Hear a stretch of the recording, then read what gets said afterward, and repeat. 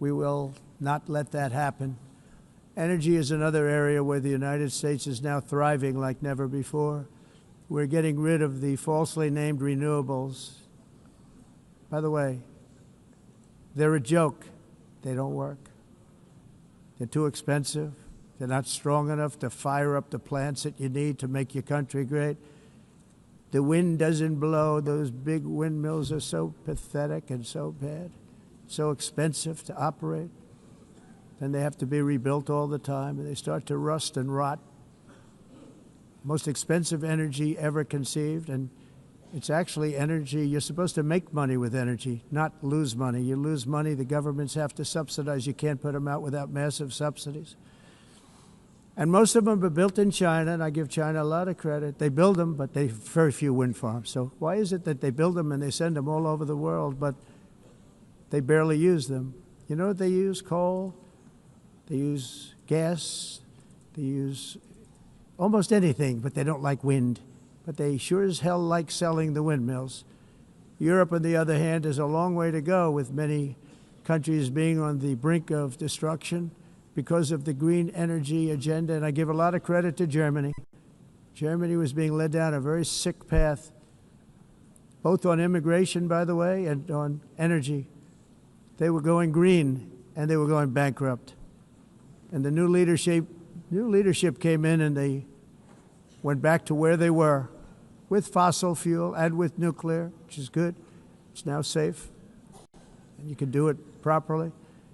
But they went back to where they were, and they opened up a lot of different plants, energy-producing plants, and they're doing well. I give Germany a lot of credit for that. They've said this is a disaster, what's happening. They were going all green. All green is all bankrupt. That's what it represents.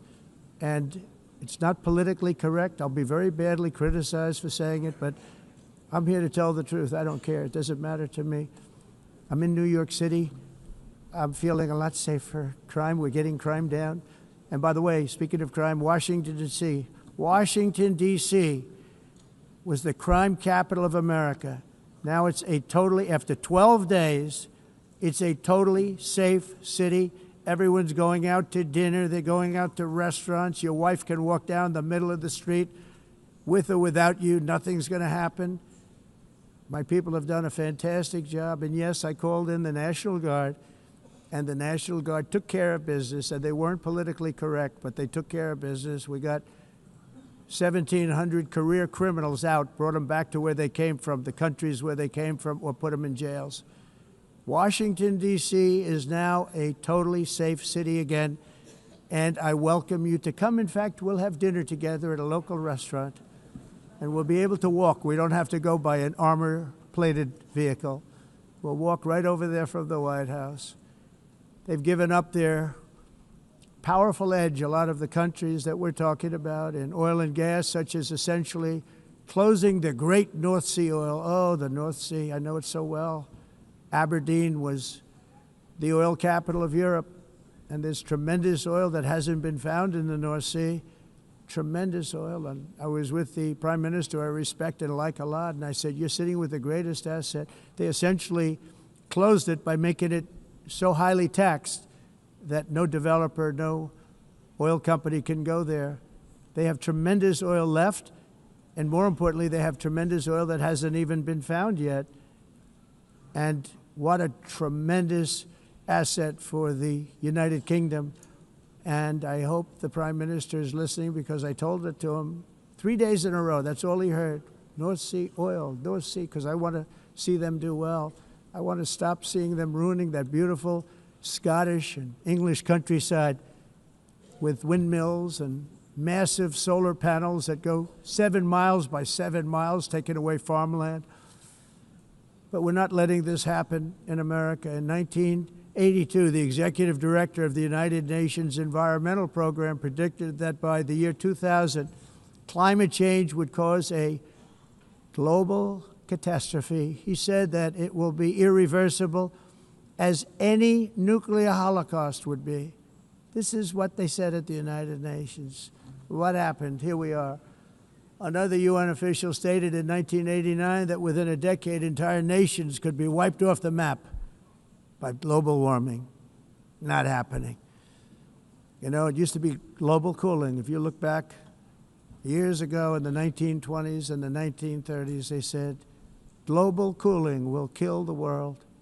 We have to do something.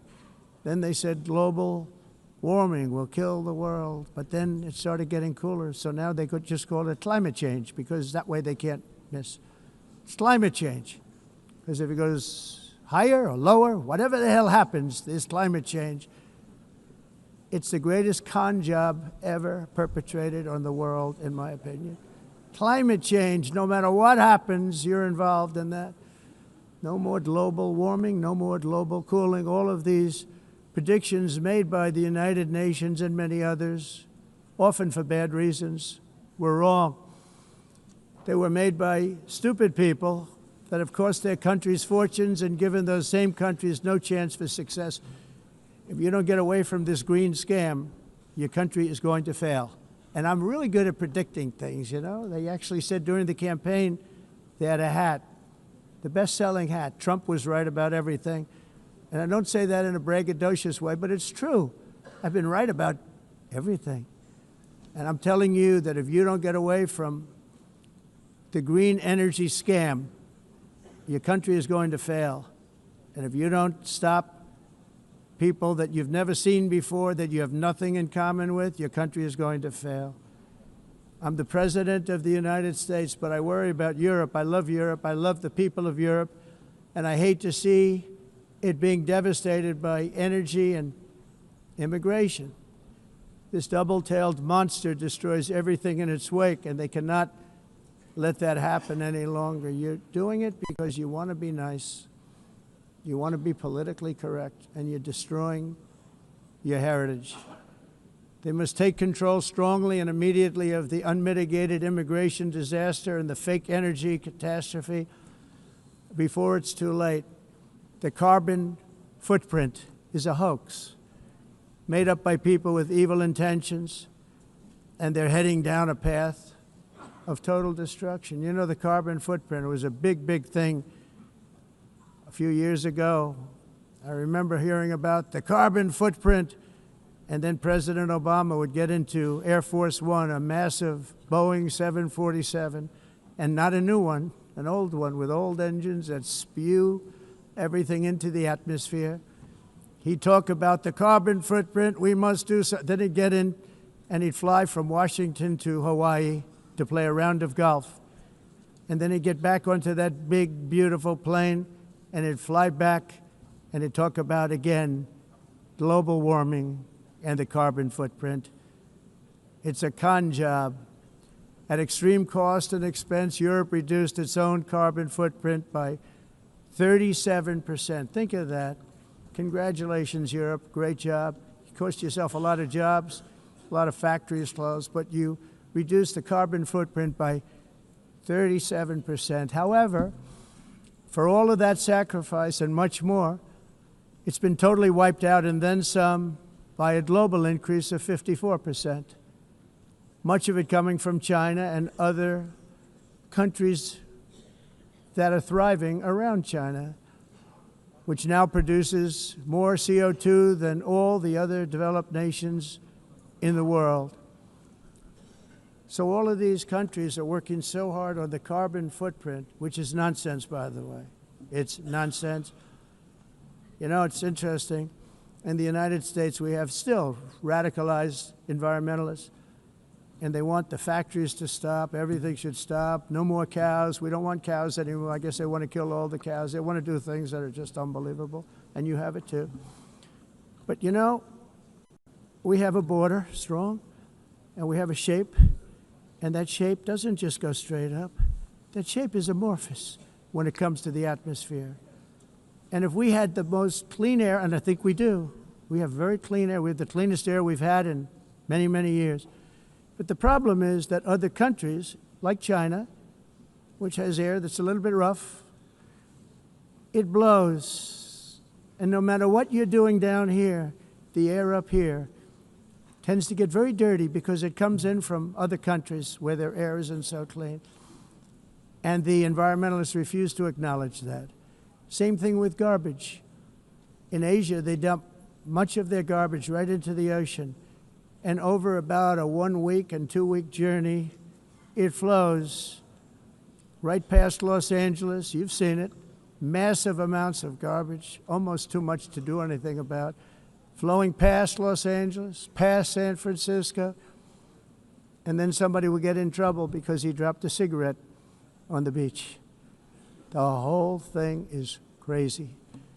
The primary effect of these brutal green energy policies has not been to help the environment, but to redistribute manufacturing and industrial activity from developed countries that follow the insane rules that are put down to polluting countries that break the rules and are making a fortune.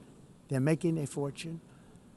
European electricity bills are now 4 to 5 times more expensive than those in China and 2 to 3 times higher than the United States. And our bills are coming way down. You probably see that our gasoline prices are way down. You know, we have an expression, drill.